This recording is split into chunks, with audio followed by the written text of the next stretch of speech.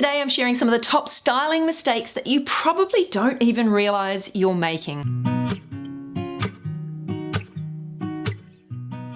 Hi, I'm Leonie and welcome to my channel. I spent 20 years working in women's magazines both here in New Zealand and also in Australia, with the last 7 of those editing New Zealand's top-selling fashion magazine, Fashion Quarterly.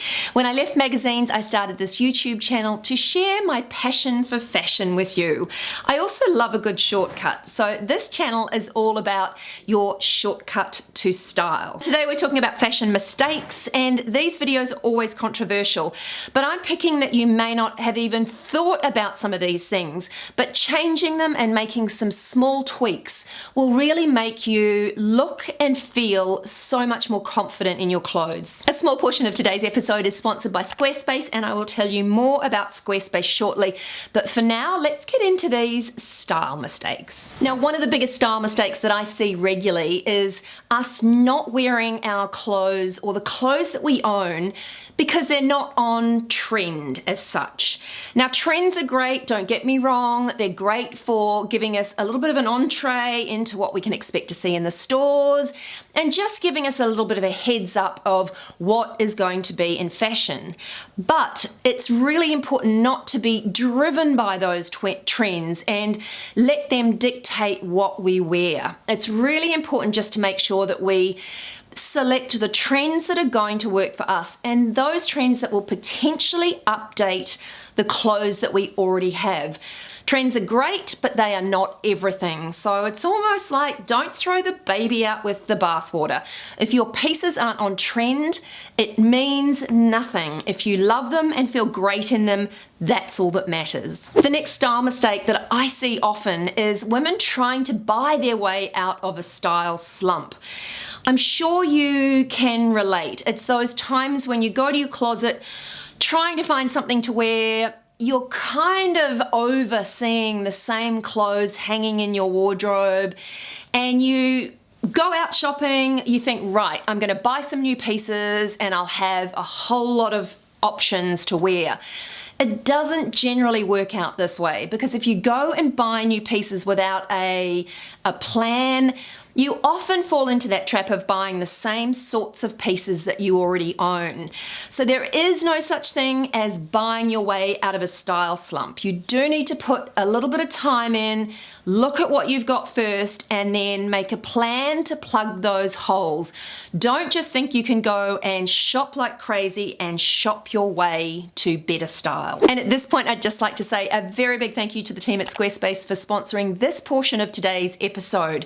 I've used Squarespace for a number of years now and absolutely love what they do. If you need to start your own website, or if you want to start a blog, or if you have products to sell online, Squarespace has to be, in my opinion, the easiest way to build an online presence, and a really stylish online presence as well. I'm not at all tech savvy, which is why Squarespace was the best choice for me when it came to updating my blog. And the great news is that Squarespace is offering you a 10% discount off your first website or domain. So now is a great time to jump on board and launch yourself online. What I would recommend you doing first is whipping over to squarespace.com, taking advantage of their free trial.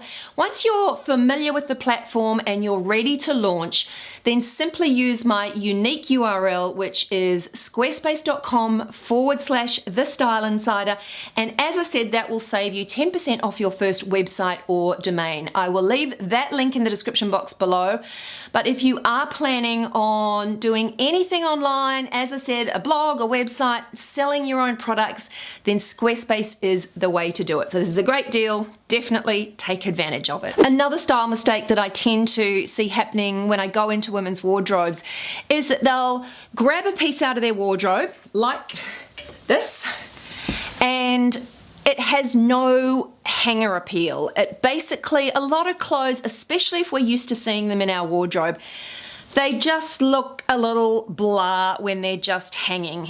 They don't look anything special, And that is why when you go into a store, the pieces that are worn by the shop assistants are the pieces that get sold out and bought all of the time. It's because they look so much better when they're worn and when they're styled as an outfit. So don't fall into the trap of looking at your own clothes and just feeling like it has no hanger appeal. What it does mean is you need to put a little bit of time in and come up with some different ways to create some outfits with some of these pieces. Another trap that we tend to fall into is that we don't believe that we can have style and comfort.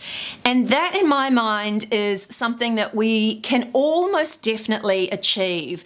There is nothing worse, in my opinion, than feeling uncomfortable or cold or strapped into a piece or wearing something that doesn't fit you and feel comfortable, all in the name of fashion and trends. So it is very possible to have style and comfort. You may just need to work a little bit harder or put in a little bit of time playing with looks, playing with outfits, creating some looks within the clothes that you've already got. But style and comfort do go hand in hand. Don't sacrifice one for the other, and it is something that I see regularly. Another mistake that I really don't like seeing is using fashion to hide your body. In my opinion, every body is beautiful, and wearing well oversized, drapey, billowy pieces just to hide any of your shape is, in my opinion, one of the most unflattering things that we can do. It generally is our go-to if we're not feeling so great about our body, but just adding a little bit of shape and wearing clothes that are slightly more fitted. Now, I'm not talking skin tight, slightly more fitted or with a little bit of a shape to them, perhaps a tie detail or just a little bit of ruching or shaping is always going to be far more flattering and far more forgiving than wearing supersized, oversized pieces. Now, don't get me wrong, I do love oversized pieces, but it isn't the only way to dress. And I think if you fall into the trap of always just wearing floaty, billowy pieces to hide your body, you're really not doing yourself any favors. You can look absolutely stylish regardless of your size, and that is an absolute fact. Another thing that I often see is that we neglect layers. I understand that layering can be a little bit scary because you feel like you have to work really hard to put outfits together when you're having to consider lots of different layers. Now, I'm not necessarily saying that you need lots of layers, but layers, especially in fall, are a great way to get dressed when the weather is unsettled. But also layering your looks can just sometimes add that final piece that creates a stylish outfit. And I've talked a lot about trench coats lately, and a trench does exactly that. So it doesn't have to be a trench, it could be just a bomber or a vest. Often these layering pieces are that final piece of the puzzle that just add a little bit of a style statement. Sometimes we're not sure about those layers, so we go without, or we just wear something that's so warm and you just wear it on its own. But my message here with this mistake is that don't be afraid of layers, and don't be afraid to mix and match different prints and patterns when it comes to layering. I have said this earlier, but sometimes it just requires a little bit of time and effort to play around with some of your layers. Now's a great time to do it at the beginning of a new season, but neglecting the importance of layers and how they can really take an outfit from zero to hero is, in my opinion, a definite style mistake. Now, the next mistake, and this is probably the one that makes me feel the saddest, and that is when I see women just bored with the clothes that they own. Now, generally what happens is the clothes are absolutely fine, but we tend to get into a bit of a rut and we wear the same pieces with the same pieces, so the same knit with the same pants, and that's the only way that we wear these pieces. Those pieces are going to be fab, but it does just require you to spend a little bit of time creating some new outfits with those pieces that you already own. I know this sounds a little bit complex, but it really is just getting re-inspired by the clothes that you own. You can do it. It just does require a little bit of time. So say for instance, you have a shirt, like a bright pink shirt. You may be feeling a little bit bored with it. Then just Google and have a look on Pinterest, have a look at street style images. Type in pink shirt, street style, see what comes up. You will be so surprised that there will be options there that you hadn't even thought about, and you own some of the pieces already. So it's about getting inspired to put the pieces that you may be bored with together in different ways to create new looks. Now that leads in really nicely to this mistake, which is not planning your outfits. Now again, what happens is that we tend to see our pieces in particular outfits, but if we don't plan them and come up with a whole lot of different options and different ideas for our outfits, then we always grab and go for the same looks all of the time, which is just really limiting.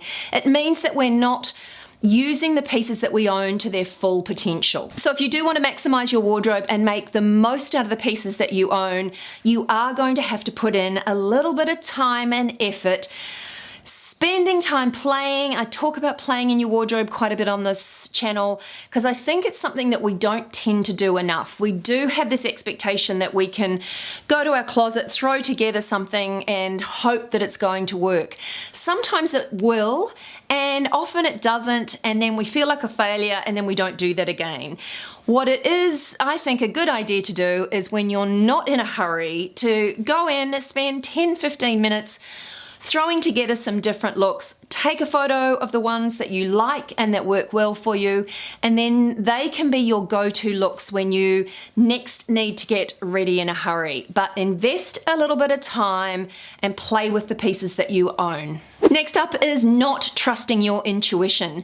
Sometimes, and I know personally this does get hard when there seem to be so many rules and regulations attached to fashion of what you can and can't wear, what's on trend, what's happening with your body. It all becomes really overwhelming, and when that happens we tend to lose sight of our own intuition and kind of lose confidence with being able to judge whether something works for us or not. So what I would say is just to trust your instinct and your intuition. When you put something on, it generally makes you feel a certain way. So connect to that and try and see how that makes you feel. What I do suggest is when you're trying on clothing at home, make sure your hair and makeup is done, because you're never going to feel anything special if you have just walked out of the shower, you're trying it on an outfit and trying to sense whether it is right for you or not. Do it when you've got your hair and makeup done, and that will give you a better take on whether you're feeling good in that outfit or not. Now the last mistake, and I do tend to see this one a lot, and it's probably because it's a tricky one to get right, but wearing the wrong shoes can completely kill an outfit. I think what we often tend to do is play it safe and opt for, say, perhaps a black shoe or a black boot because we feel like black is universal and we can get lots and lots of wear out of it and it will go with lots and lots of things. And that is true, but when we update our shoes we tend to go black again, and then another pair of black shoes, another pair of black boots.